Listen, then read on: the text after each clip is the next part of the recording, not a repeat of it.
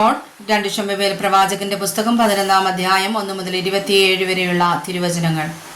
പിറ്റേ ആണ്ടിൽ രാജാക്കന്മാർ യുദ്ധത്തിന് പുറപ്പെടും കാലം ദാവീദ് യോബാബിനെയും അവനോടുകൂടെ തന്റെ സേവകരെയും എല്ലാ ഇസ്രായേലിനെയും അയച്ചു. അവർ അമോന്യ ദേശം ശൂന്യമാക്കി രബാ പട്ടണം നിരോധിച്ചു. ദാവീദോ യെരൂശലേമിൽ തന്നെ താമസിച്ചിരുന്നു. ഒരു നാൾ സന്ധ്യയാകാറായ സമയത്ത് ദാവീദ് മെത്തയിൽ നിന്ന് എഴുന്നേറ്റ് രാജധാനിയുടെ മാളികമേൽ ഉലാവിക്കൊണ്ടിരിക്കുമ്പോൾ ഒരു സ്ത്രീ കുളിക്കുന്നത് മാളികയിൽ നിന്ന് കണ്ടു. ആ സ്ത്രീ അതിസുന്ദരിയായിരുന്നു. ദാവീദ് ആളയച്ച് ആ സ്ത്രീയെപ്പറ്റി അന്വേഷിപ്പിച്ചു. അവൾ എലീയാമിന്റെ മകളും ഹിത്യനായ ഊരിയാവിന്റെ ഭാര്യയുമായ ബത്ശേബ എന്നറിഞ്ഞു. ദാവീദ് ദൂതന്മാരെ അയച്ച് അവളെ വരുത്തി. അവൾ അവന്റെ അടുക്കൽ വന്നു. അവൾക്ക് ഋതുശുദ്ധി വന്നിരുന്നത് കൊണ്ട് അവൻ അവളോടുകൂടെ ശയിച്ചു. അവൾ തന്റെ വീട്ടിലേക്ക് മടങ്ങിപ്പോയി. ആ സ്ത്രീ ഗർഭം ധരിച്ചു. താൻ ഗർഭിണി ആയിരിക്കുന്നു എന്ന് ദാവീദിന് വർത്തമാനം അയച്ചു. അപ്പോൾ ദാവീദ് ഹിത്യനായ ഊരിയാവെ തന്റെ അടുക്കൽ അയപ്പാൻ യോബാബിന് കൽപ്പന അയച്ചു. ഊരിയാവ് തന്റെ അടുക്കൽ വന്നപ്പോൾ ദാവീദ് അവനോട് യോബാബിന്റെയും പടജനത്തിന്റെയും സുഖവർത്തമാനവും യുദ്ധത്തിന്റെ വസ്തുതയും ചോദിച്ചു. പിന്നെ ദാവീദ് ഊരിയാവോട്, നീ വീട്ടിൽ ചെന്ന് കാലുകളെ കഴുകുക എന്ന് പറഞ്ഞു. ഊരിയാവ് രാജധാനിയിൽ നിന്ന് പുറപ്പെട്ടപ്പോൾ രാജാവിന്റെ സമ്മാനം അവന്റെ പിന്നാലെ ചെന്നു. ഊരിയാവോ തന്റെ വീട്ടിൽ പോകാതെ യജമാനന്റെ സകല ഭൃത്യന്മാരോടും കൂടെ രാജധാനിയുടെ വാതിൽക്കൽ കിടന്നുറങ്ങി.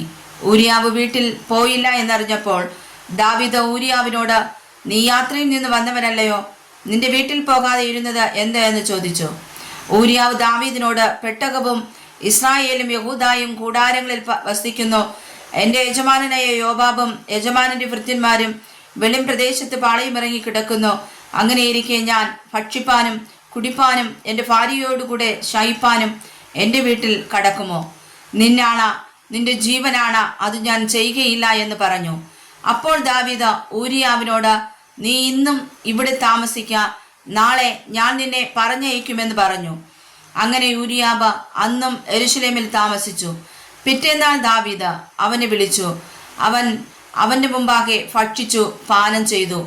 അവൻ അവനെ ലഹരി പിടിപ്പിച്ചു. എങ്കിലും അവൻ വീട്ടിലേക്ക് പോകാതെ സന്ധ്യയ്ക്ക് ചെന്ന് യജമാനന്റെ ഭൃത്യന്മാരോട് കൂടെ തന്റെ വിരിപ്പിൽ കിടന്നു.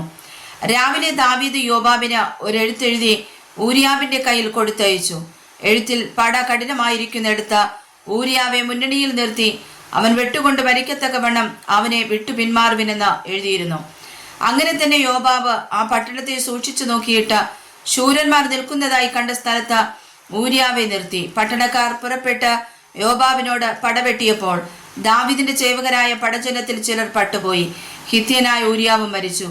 പിന്നെ യോബാവ് ആ യുദ്ധവർത്തമാനമൊക്കെയും ദാവീദിനോട് അറിയിപ്പാൻ ആളയച്ചു.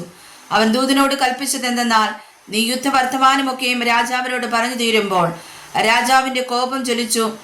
നിങ്ങൾ പട്ടണത്തോട് ഇത്ര അടുത്ത് ചെന്ന് പടവെട്ടിയത് എന്ത്? മതിലിന്മേൽ നിന്ന് അവർ എയ്യുമെന്ന് നിങ്ങൾക്ക് അറിഞ്ഞുകൂടെയോ? യെരുബേശത്തിന്റെ മകനായ അബീമേലക്കിനെ കൊന്നതാർ?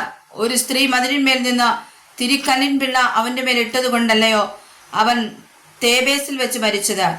നിങ്ങൾ മതിലിനോട് ഇത്ര അടുത്തു ചെന്നത് എന്ത് എന്നിങ്ങനെ നീ എന്നോട് പറഞ്ഞാൽ നിന്റെ ഭൃത്യൻ ഹിത്യനായ ഊരിയാവ് മരിച്ചുപോയി എന്ന് പറക. ദൂതൻ ചെന്ന് യോബാബ് പറഞ്ഞയച്ച വർത്തമാനമൊക്കെയും ദാവീദിനെ അറിയിച്ചു. ദൂതൻ ദാവീദിനോട് പറഞ്ഞത് എന്തെന്നാൽ, ആ കൂട്ടർ പ്രാബല്യം പ്രാപിച്ച് വെളിപ്രദേശത്ത് ഞങ്ങളുടെ നേരെ പുറപ്പെട്ടു വന്നതിനാൽ ഞങ്ങൾ പട്ടണവാതിൽക്കളോളം അവരെ പിന്തുടർന്നടുത്തുപോയി. അപ്പോൾ വില്ലാളികൾ മതിലിന്മേൽ നിന്നു.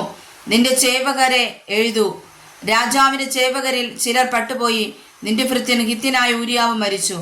അതിന് ദാവീദ് ദൂതനോട്, ഈ കാര്യത്തിൽ വ്യസനം തോന്നരുത്. വാൾ അങ്ങുമിങ്ങും നാശം ചെയ്യും. പട്ടണത്തിന്റെ നേരെ ശക്തിയോടെ പൊരുതി അതിനെ നശിപ്പിച്ചു കളക എന്ന് നീ യോബാബിനോട് പറഞ്ഞ് അവനെ ധൈര്യപ്പെടുത്തണം എന്ന് കൽപ്പിച്ചു. ഊരിയാവിന്റെ ഭാര്യ തന്റെ ഭർത്താവായ ഊരിയാവ് മരിച്ചുപോയി എന്ന് കേട്ടപ്പോൾ ഭർത്താവിനെ കുറിച്ച് വിലപിച്ചു. വിലാപകാലം കഴിഞ്ഞ ശേഷം ദാവീദ് ആളയച്ച് അവളെ അരമനയിൽ വരുത്തി. അവൾ അവന്റെ ഭാര്യയായി അവന് ഒരു മകനെ പ്രസവിച്ചു. എന്നാൽ ദാവീദ് ചെയ്തത് യഹോവയ്ക്ക് അനിഷ്ടമായിരുന്നു. വായിച്ചതായ തിരുവചനങ്ങളാൽ കർത്താവ് നമ്മെ സമർത്ഥമായി അനുഗ്രഹിക്കുമാറാകട്ടെ. ആമേൻ.